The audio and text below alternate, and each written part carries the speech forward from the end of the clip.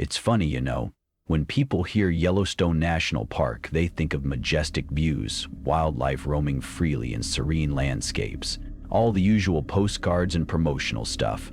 But no one tells you about the eerie quiet that comes with being out here at night, how the wilderness seems to swallow every sound, or how sometimes, just for a split second, you feel like you're not alone. Not in the usual way either, but like something is watching you from a place deep in the trees or hidden behind a ridge.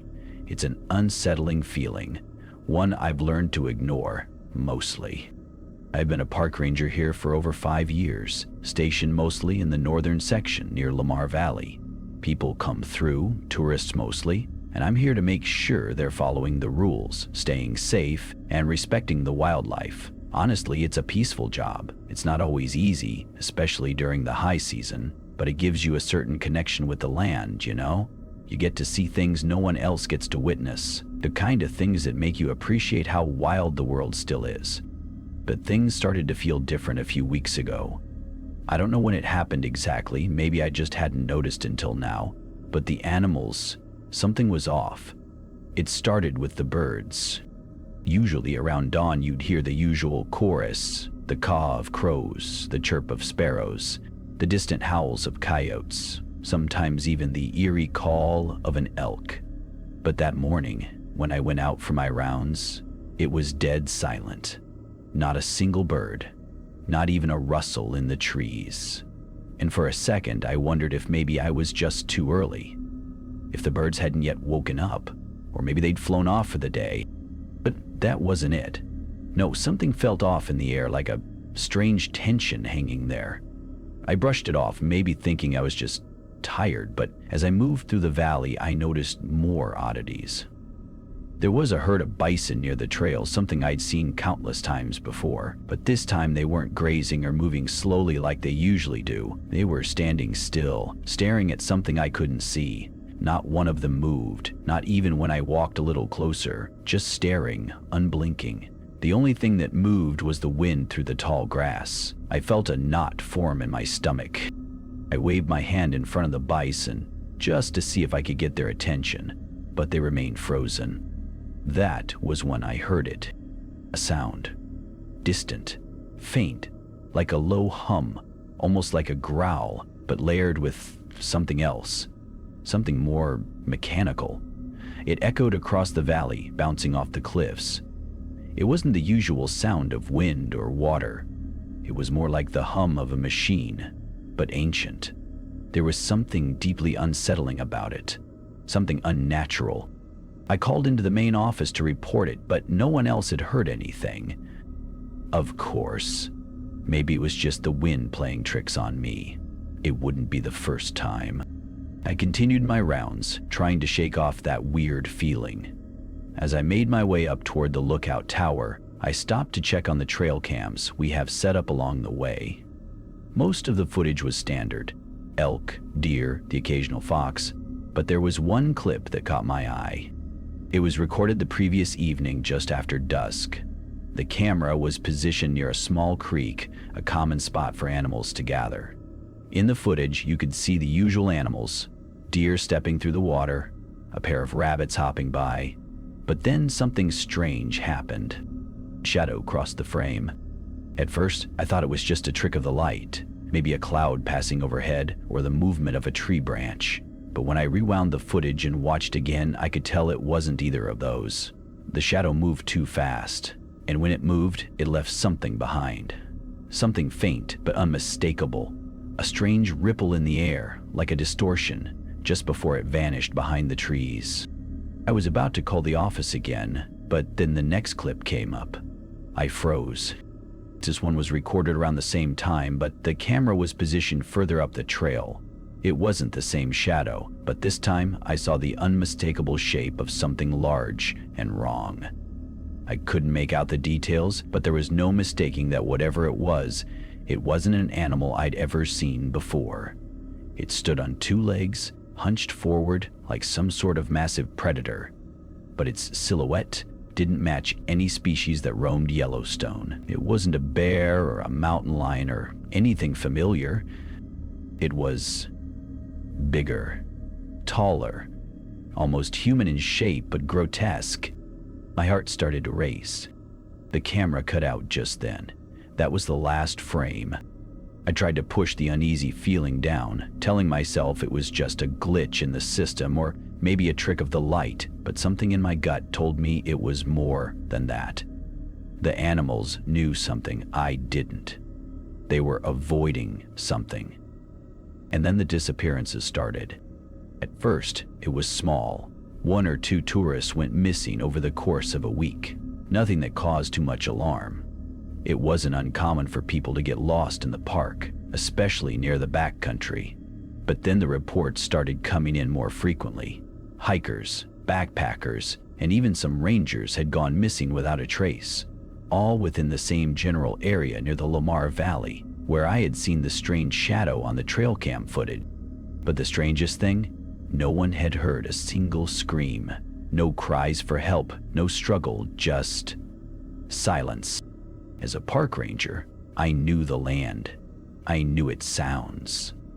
But I also knew that there were things out here that could make anyone disappear without a trace. Things that were far older than the park itself. But this was different. The sun was beginning to set when I found myself walking toward the area where the most recent disappearance had occurred. It was getting darker faster than usual, and the hairs on the back of my neck were standing on end. There was that hum again, low and vibrating through the earth. I tried to shake it off, but it grew louder, almost like it was coming from below the ground.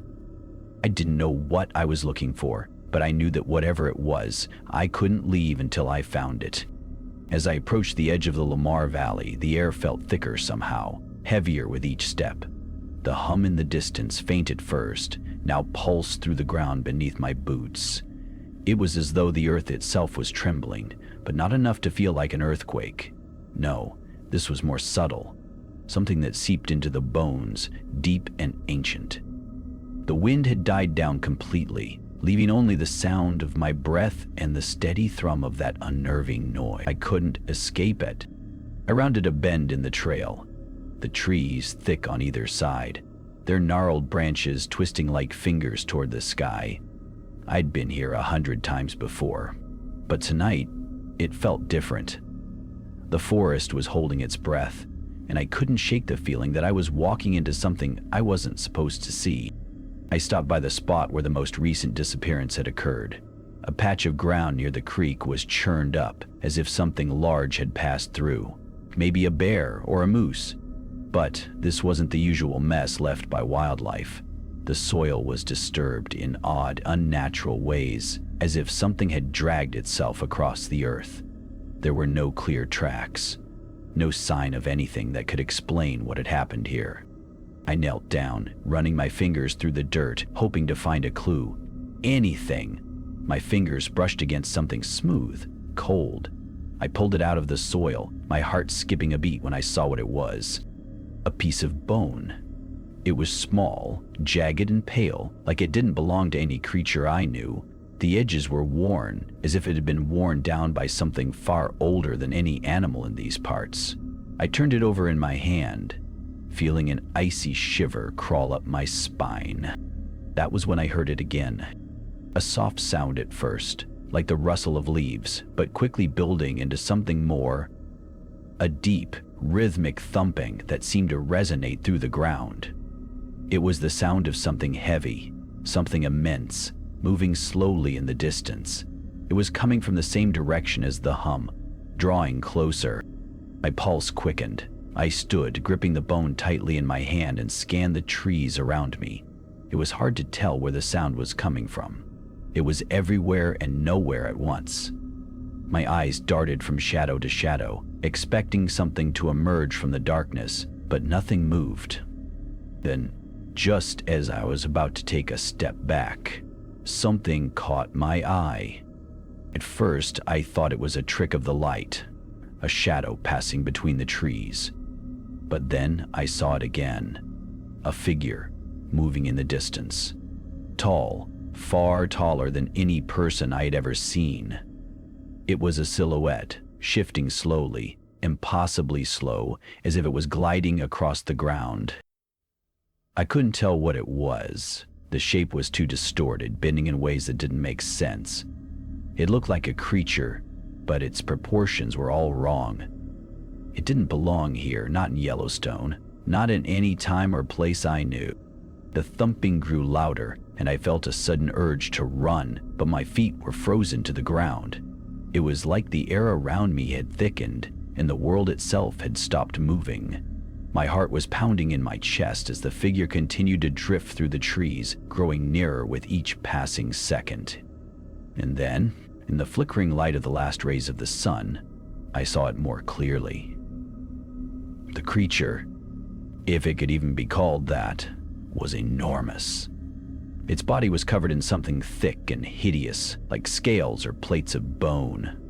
Its head was monstrous, shaped in a way that didn't belong to anything I'd ever seen. It had no eyes, just empty hollow sockets. And its mouth, it was too wide, stretching far beyond what was natural, filled with rows of jagged teeth. I wanted to scream, to run, to get as far away from that thing as I could, but I couldn't move. I couldn't even blink. My body had betrayed me, rooted to the spot as I watched the creature move silently through the forest, its footfalls shaking the earth beneath me. Then, as quickly as it had appeared, the creature vanished behind a cluster of trees, the thumping gradually fading into silence once more. I stood there, my heart racing, breath coming in short gasps. I don't know how long I stood frozen, unable to move, but when I finally regained control of my limbs, I stumbled backward toward the trailhead. The bone was still clenched tightly in my hand. I hadn't even realized I was holding it anymore. I couldn't stay here, not now, not after what I had seen. Whatever it was, whatever they weren't meant to be here. Something was terribly wrong with this place. Something was tearing through the fabric of time itself, pulling things from the past into the present. I pulled out my radio, but the static crackled in my ear before I could speak. The signal was weak. The radio cut out completely, and I realized how isolated I was out here, how easy it would be for something to happen and no one would ever know. I ran, not looking back, not trusting myself to even glance over my shoulder. I didn't stop until I reached the ranger station, breathless and shaking. The first thing I did was lock the door. I couldn't be sure if it was the creature I had seen or something else that had been responsible for the disappearances, but I couldn't ignore what I had felt. There was something else out here. Something older than time itself. Something that had been waiting, hidden beneath the surface. And now it was coming to the surface. And as I sat there, waiting for the sun to rise, I couldn't help but wonder how many other creatures from the past were still lurking in the shadows, waiting to be set free. By morning, I tried convincing myself it had been a hallucination, maybe exhaustion, maybe stress. I had heard stories from old-timers about Yellowstone, playing tricks on your mind. Strange fog banks that looked like moving figures, thermal vents that let out eerie whistles. Maybe I was just letting my nerves get the better of me. But deep down I knew better. After a stiff coffee and a quiet hour pretending everything was normal, I decided to follow protocol. File a report, flag the area. Even if no one believed what I saw, the disappearances were real. That was enough. I printed out a standard wildlife incident report, but I hesitated at the section that asked for a description of the animal involved. My pen hovered over the page. Unidentified. Possible large predator. Investigation ongoing. I wrote instead. I radioed in for backup, a casual request, something about needing another ranger to check a possible animal disturbance site with me. No mention of ancient beasts with hollow eyes and bone-plated skin. They would have sent me straight to medical for a psych eval if I said what I really saw. The only ranger free was a guy named Garrett, mid-30s, lean, the type who always acted like he was auditioning for a survival show. Good guy though, level-headed. When he pulled up in a mud-splattered park SUV about an hour later, he gave me a casual salute. "You look like hell, Beckett," he said, grinning. "You sleep out here or what?" "Rough night," I muttered. He noticed the bone fragment on my desk and whistled low. "What the hell is that?" "Found it near the site," I said. "Doesn't match anything local." He turned it over in his hand. His expression shifted, the casual smile slipping just a little. "You sure it's animal?"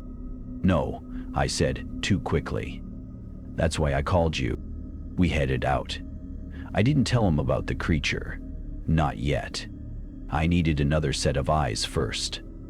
Someone else to see it, to confirm that I wasn't losing my mind. The valley looked different in the daylight. Still, it felt wrong. The colors seemed a little off. The grass was too green, the shadows a little too dark. Even the sound of our boots crunching the dry ground seemed louder than it should have been.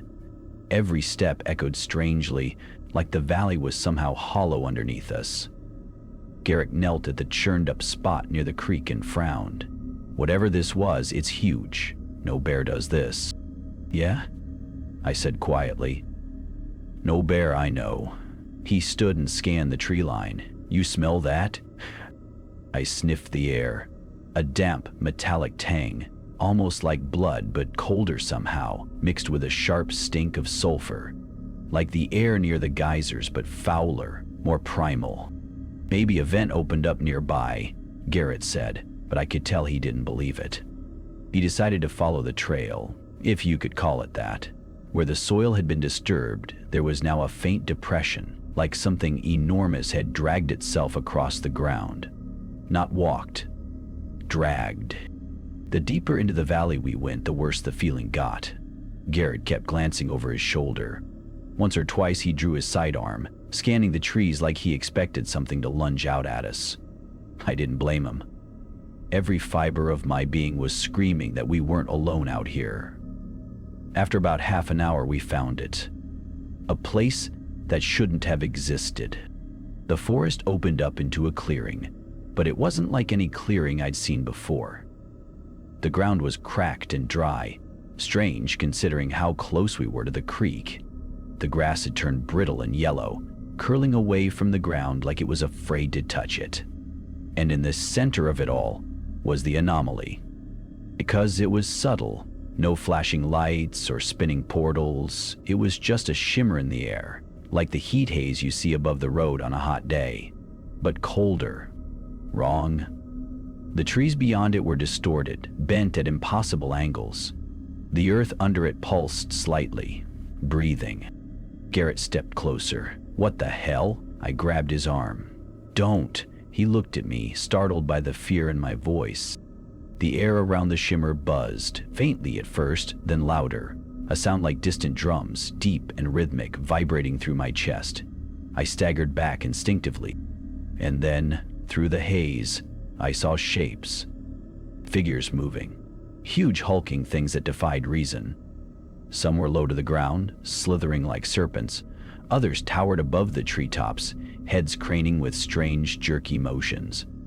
I couldn't see them clearly, but the mere suggestion of their forms was enough to fill me with primal terror. Garrett stared, wide-eyed.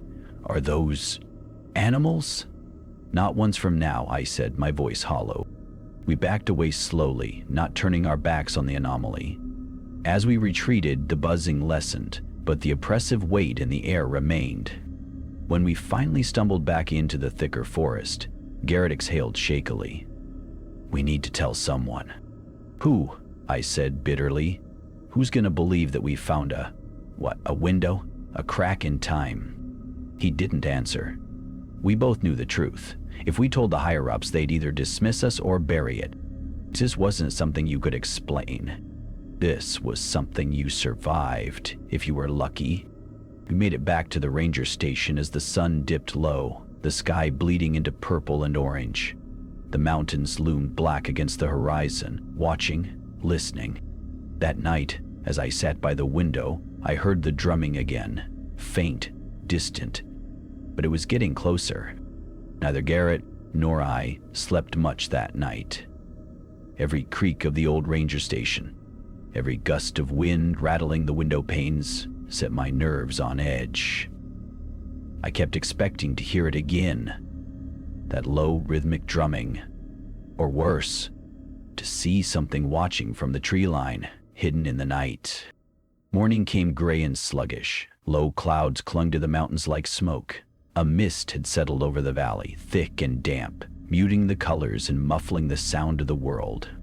I sipped burnt coffee, staring at the crackling radio on my desk. It had been silent all morning. No chatter from other rangers, no tourist calls, nothing. Garrett paced behind me like a caged animal, the floorboards creaking under his boots. At around 8:30, the radio finally crackled to life. It wasn't a voice. Not at first. It was a distorted sound, like a tape played backward. A high-pitched screech, then a deep thud. And then, faintly, a voice, broken and panicked. "Help! Valley! Something's wrong." Garrett lunged for the mic. "Unit 4 responding. Identify yourself." Static. "Say again?" "Identify." More static. Then another thud, and something that sounded horrifyingly like a wet tearing sound. Then silence. We stood frozen. Neither of us needed to say it. Someone was out there. Without wasting a second, we grabbed our gear, rifles, radios, flares, and tore out of the station, the SUV fishtailing slightly on the gravel as Garrett gunned it toward the valley. We didn't speak on the drive. What was there to say? I think, deep down, we both knew what we were going to find. The mist grew thicker as we climbed. It clung to the trees like spider webs, swallowing the road ahead in gray nothingness. The familiar landmarks became warped and ghost-like. Once or twice, I thought I saw shapes moving just at the edge of the fog, hulking shadows that didn't look quite human or quite animal either. We reached the valley's edge and stopped. The ground was worse than before, cracked open in deep fissures, the earth blackened as if burned. The shimmer in the air had grown. It pulsed now, visibly, almost like the beat of a massive unseen heart. And then we found the wreckage. It was a ranger truck, or what was left of it. The frame was twisted like taffy, metal sheared and torn apart by something unimaginably strong.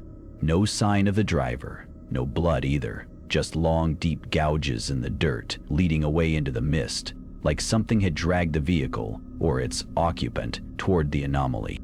Garrett stood there, stunned. What the hell could do that? I shook my head slowly. Words felt useless here. We circled the wreck cautiously, weapons raised, but there was no movement. Just the thick, suffocating mist, and that steady pulsing, louder now. A heartbeat in the air itself. A deep, distant roar broke the silence. It didn't sound like any animal I'd ever heard. It was layered, multiple pitches at once, shrieking and rumbling together in a way that made my teeth ache. The ground trembled slightly beneath our feet. "We can't stay here," I said, my voice barely above a whisper. Garrett nodded, eyes wide. We backed away toward the SUV. But as we moved, I glanced back at the anomaly. Shapes. Moving through the shimmer, closer now. I saw massive slithering forms with gnarled spiked backs. Lurching creatures with hunched shoulders and mouths that didn't look built for eating, or at least not for eating anything from our time. Their eyes glowed faintly in the mist, yellow and unblinking. One of the creatures paused, just before the edge of the shimmer, sniffing the air. For a terrifying moment, I thought it would step through, cross into our world, but it didn't. It reared back on thick, knotted legs, let out a guttural roar that made my blood run cold, and then it was swallowed back into the mist. It bolted. The ride back was a blur. I remember Garrett gripping the wheel so tightly his knuckles turned white, the SUV bouncing wildly over the rough road as he pushed it faster than was remotely safe. Back at the station, we locked the doors and called it in. A partial report, sanitized for the sake of plausibility. Possible seismic disturbance, unknown animal activity, missing ranger presumed injured. We kept the real details to ourselves, because we knew the truth wouldn't save us. Night fell again, and the mist rolled in thicker than before. The radio stayed silent, except for the occasional burst of static that almost sounded like breathing. Garrett slept with his rifle beside him. I didn't sleep at all. Sometime after midnight, I stepped outside. Ma Link's voice dropped to a whisper. The mist swallowed the world whole. The forest was silent. No wind, no birds. And faintly, just at the edge of hearing, came that same rhythmic drumming. Slow and steady. But this time, it wasn't distant. It was right there, somewhere in the trees, getting closer. I should have gone back inside. Every instinct I had was screaming at me. Close the door, lock it, pretend you never heard anything. But something about that slow, steady drumming held me rooted to the spot. It wasn't just sound anymore. It felt deliberate, like something was calling. The mist shifted slightly. I could make out the outline of the trail leading down toward the valley, but the rest of the world looked unreal, like a half-finished painting. My breath hung in front of me, curling and twisting unnaturally, like something unseen was stirring the air. Behind me, the radio inside crackled to life. A voice, broken and thin, filtered through. "Don't look at them." I spun around, heart hammering. Garrett was still asleep, or pretending to be, rifle clenched tight in his hands. Another burst of static. "They don't see you if you don't move." The radio cut out. I stood there for a long moment, trying to steady my breathing, trying to tell myself that this was just stress, exhaustion, the mind playing tricks. But then I heard it. Heavy, deliberate footsteps crunching across the gravel in front of the station. Something was out there. Slowly, I eased back inside and shut the door behind me. The old wood groaned, a sound that felt deafening in the silence. Garrett stirred, eyes snapping open instantly. He didn't say anything, just looked at me, and I think he knew. The footsteps stopped just outside the door. I backed up, rifle raised, every muscle tense. Garrett did the same, moving silently to the window. He peered out through a crack in the curtains, just a sliver. His face went pale. "What is it?" I mouthed. He shook his head slowly, his hand trembling slightly on the rifle stock. I had to look. I'd edged up to the window, just enough to catch a glimpse. At first, I thought it was a moose. It was roughly the right size, broad shoulders, thick legs, but the skin wasn't right. It looked stretched, translucent, slick with moisture. Its head was too low, almost dragging the ground, and its mouth hung open in a slack, unnatural gape. No eyes, just pits where eyes should have been. It stood there, breathing heavily, a sound like wet cloth dragging over stone. Then it lifted its head and sniffed the air. Garrett and I froze, not even daring to breathe. It stepped closer to the door. The wood shuddered slightly under the weight. I gripped the rifle tighter, though part of me knew it wouldn't matter. Something that had dragged a Ranger truck like a toy wasn't going to be stopped by a few bullets. And then, just as suddenly as it appeared, it turned, lurching away into the mist. The heavy footsteps faded. Garrett slumped back against the wall, exhaling shakily. We didn't speak for a long time. Eventually, as the first gray light of dawn started filtering through the mist, Garrett said what we were both thinking. "It's getting worse." I nodded. The anomaly was growing. It wasn't just in the valley anymore. It was leaking outward, bringing things with it. Things that had no business existing in our time, in any time. If the old radio messages were right, if they couldn't see you unless you moved, then we were dealing with predators built on an entirely different set of rules. Later that morning, we tried calling it in again, this time higher up the chain. No answer. The park headquarters were only a couple of hours away by road, but in this fog, with whatever was roaming out there, it felt like a death sentence. Still, we couldn't stay. Supplies were running low, the power was flickering on and off, and the mist was only getting thicker. We packed what we could into the SUV, food, fuel, weapons. I took one last look at the old station, at the radio still hissing with static, the battered Ranger maps pinned to the walls, the half-burned coffee pot on the stove. Some part of me knew I wouldn't be seeing it again. We drove. Slowly, carefully, Creeping along the gravel road, visibility was maybe 20 feet at best. The mist swallowed everything else. For a while it was silent except for the crunch of tires and the low rumble of the engine. Then we saw the sign. First, deep gouges in the dirt road, like something with claws had dragged itself across. Then, a half-crushed ranger outpost. The roof caved in, blood smearing the walls in long, frantic streaks. Garrett gripped the wheel tighter, pushing the SUV faster. We rounded a bend and slammed on the brakes. Standing in the road ahead was another creature, not the same as before. This one was taller, lankier, with a body like a half-melted deer and long, spidery limbs that ended in wicked hooked claws. Its head was low and narrow, with rows of teeth that looked almost like fingers. It didn't move. He just stood there, twitching slightly, head cocked as if listening. Garrett started to reverse, slow, steady. The creature jerked its head toward us. And then it sprinted. The creature moved wrong. It didn't run like an animal. There was no grace, no rhythm. It lurched in jarring, violent spasms, covering impossible distances with each twitching leap. Its legs didn't even seem to bend the right way. Garrett cursed and slammed the SUV into reverse. Gravel sprayed from the tires as we hurtled backward down the narrow road, the mist blurring everything into a shifting wall of white. The thing gained on us in seconds. I fumbled for the rifle in the back seat, heart thudding so hard it drowned out everything else. I turned, bracing the barrel against the frame of the shattered passenger window, and sighted the creature as best I could.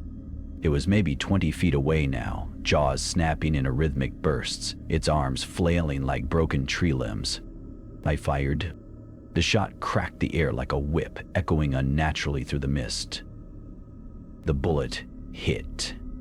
I know it did, but the creature barely flinched. A dark, viscous fluid oozed from a wound just above its shoulder, but if anything, it seemed more enraged by the injury. Garrett swerved hard, trying to put distance between us, but the narrow mountain road twisted sharply, and suddenly the back wheels were skidding, sliding toward the edge. "Hold on!" Garrett yelled. The SUV tilted sickeningly, metal screaming as it crunched against the guardrail. Or what was left of it. For a moment, it felt like we were going over. But somehow, Garrett wrestled it back onto the gravel, the engine roaring in protest. The creature slammed into the rear of the SUV, and for a horrifying second I felt the whole vehicle lurch forward as if we weighed nothing at all. Another shot, then another, but nothing stopped it.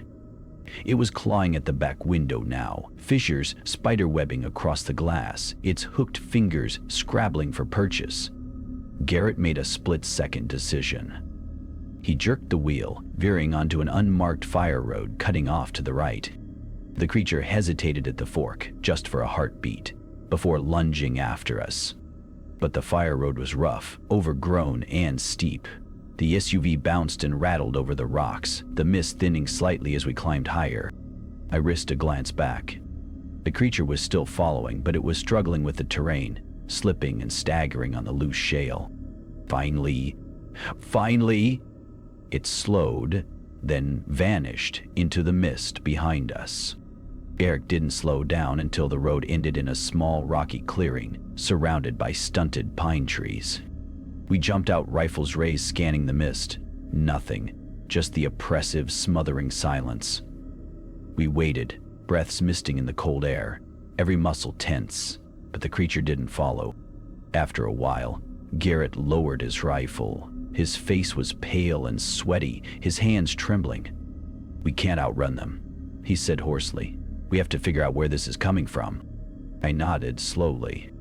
The anomaly, the breach, whatever it was, it had to be close.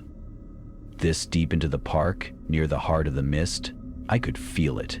A faint buzzing in my teeth, a wrongness in the air, like standing too close to a live wire. And when I turned around, when I looked past the trees into the valley beyond, I saw it. At first I thought it was just a trick of the light, a shimmer like heat rising off asphalt, but it grew stronger the longer I stared. A tear, a rift in the world itself.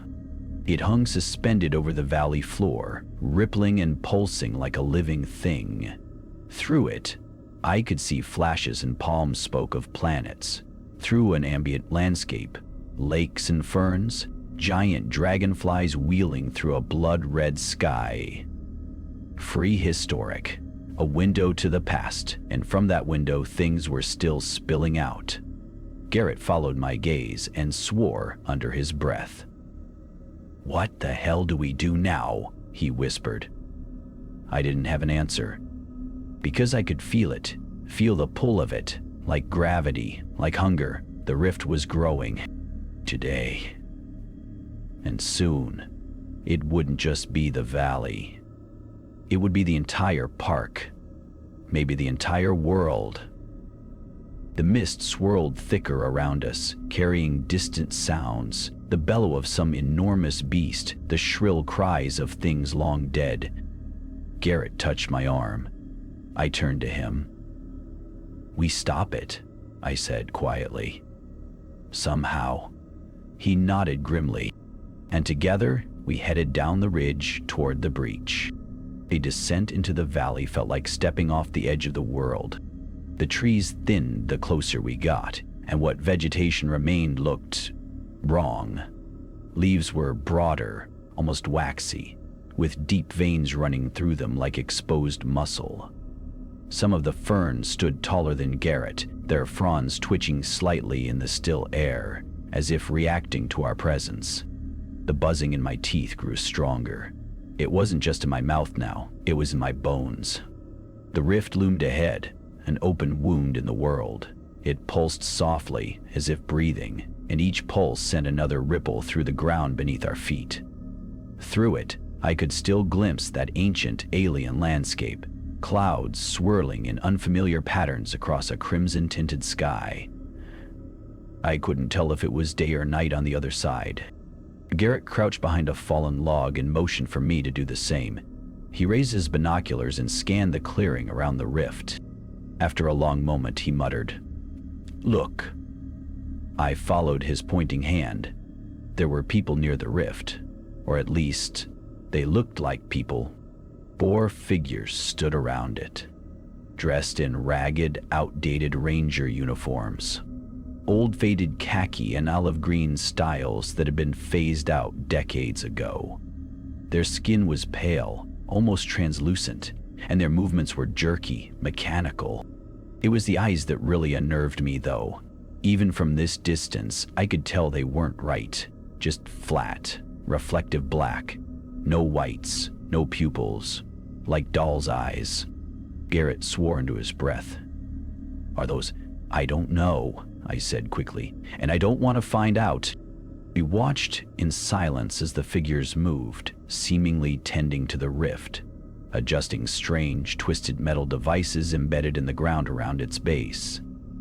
Each device emitted a low, steady hum, the sound vibrating deep in my chest. "They're stabilizing it," Garrett said, "keeping it open." He was right, and the longer they worked, the wider the rift grew. I could see cracks spidering outward from it across the valley floor, small distortions in reality itself. A prehistoric scream echoed from somewhere deep within the mist behind us, a sound so loud and deep it rattled the trees. We didn't have much time. Garrett turned to me, face grim. "We take out the devices." I hesitated. My gut screamed that it wasn't that simple, that whatever was happening here was bigger than machines and wires. But what choice did we have? If that thing kept growing? I nodded. Garrett handed me a few small explosive charges from his pack, shaped like oversized hockey pucks, simple and brutal. Stick them to the target, get clear, detonate remotely. Old tricks, easy. Except for the creatures. Except for the mist. Except for the fact that reality itself was coming apart at the seams around us. Still, better to die trying than to sit and watch the world unravel. We moved low and fast, circling wide through the mist, staying behind cover where we could. The ground near the rift was spongy and warm underfoot, like stepping on a dying thing. The buzzing grew deafening. I reached the first device, a gnarled metallic thing covered in blinking blue lights, and slapped a charge onto its side. It beeped softly, armed. One down. I looked up and froze. One of the figures was staring directly at me. It hadn't moved. It hadn't made a sound. It was just looking. Those black, empty eyes. I ducked behind a boulder, heart hammering. Garrett was ahead of me, crawling toward the second device. He hadn't noticed. The figure tilted its head slightly, like a curious animal. Then it opened its mouth, not to speak, to scream. The sound that came out wasn't human. It was a shrill, mechanical shriek, like metal shearing against metal. The others snapped to attention immediately, spinning toward us in eerie unison. The hunt was on. "Garrett, now!" I shouted. He didn't hesitate. He sprinted for the second device, slapped his charge on it, and then we ran, full tilt, heart and throat, the shrieking growing louder behind us. Bullets wouldn't stop them. I knew it in my bones. Only the charges. We cleared the ridge just as the first of the figures crested the hill behind us, mouth still open in that impossible, unending scream. Garrett hit the detonator. The valley lit up in a blast of searing white light. The shockwave hit us like a hammer, flattening trees and throwing us to the ground. The rift shuddered violently, its surface flickering and stuttering like a dying signal. For a moment, it looked like it might collapse. For a moment, I dared to hope. But then, impossibly, it stabilized, widened. And something else stepped through. Something bigger, something older. The mist roared to life around us, swallowing the valley in a wall of white noise. I scrambled to my feet, ears ringing, vision swimming. Garrett was lying a few feet away, stunned but alive. We stared together at the thing emerging from the rift. It was like nothing I had ever seen. Taller than the trees, covered in shimmering plates of armor-like skin. Its eyes burned like coals, and each step it took left deep, smoldering craters in the earth. It opened its maw, a jagged, tooth-lined abyss, and loosed a roar that split the sky itself. The rift had been a doorway, and now the door was wide open. We didn't wait to see what the thing would do next. Garrett grabbed my arm and yanked me to my feet, and we ran, stumbling through the mist, the ground shaking beneath us with every monstrous step the creature took. The valley behind us was a chaos of noise and crumbling earth. Trees cracked and fell like matchsticks. The air smelled of burning metal and something worse, a sour electric stink that burned the back of my throat. We sprinted blindly, not caring where we were going, only that it was away from the rift. That's when we found the crater. It appeared suddenly through the thinning mist, a massive gouge in the earth, easily the size of a football field, its edges blackened and smoking. The ground sloped sharply down into it, revealing a pit of twisted, glassy stone and scorched soil. Something had hid here. Hard. I skidded to a stop at the rim, panting, chest heaving. Garrett staggered up beside me, his face pale and drawn. We both stared down into the hollow. At first, I thought it was empty, just wreckage and smoke.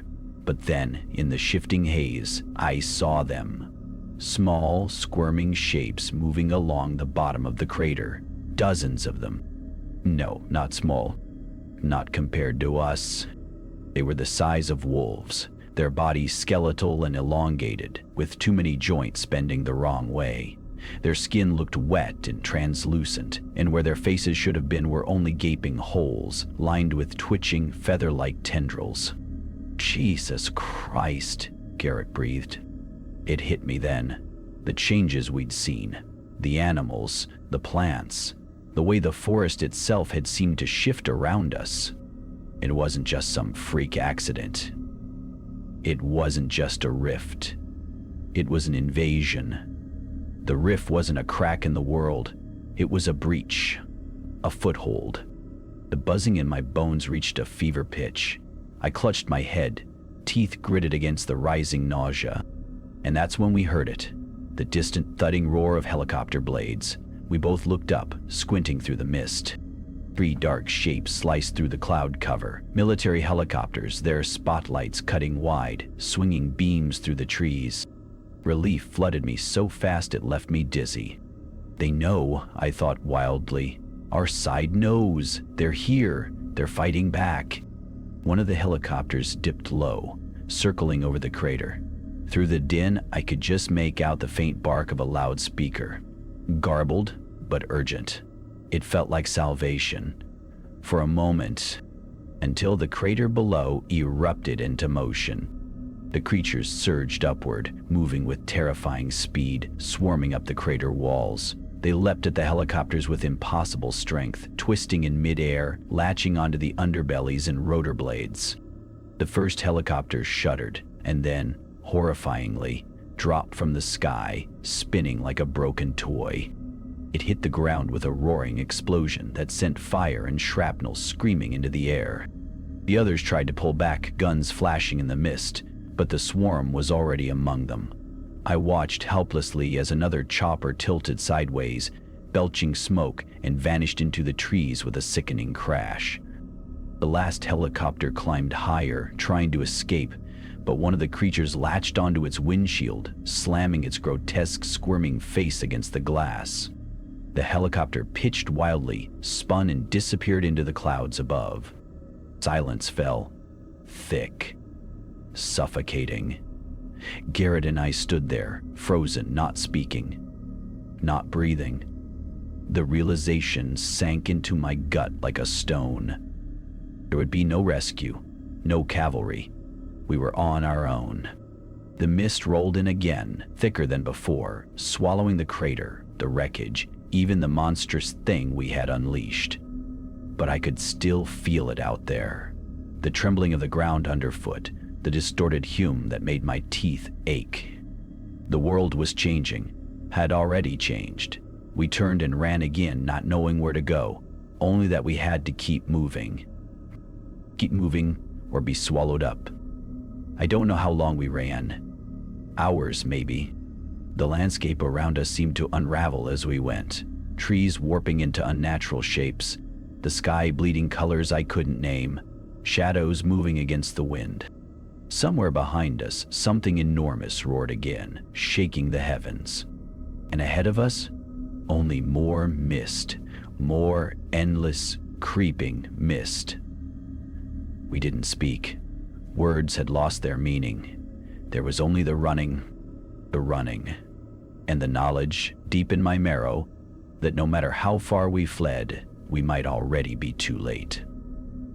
That maybe the world we were running to wasn't our world anymore. That maybe it never would be again.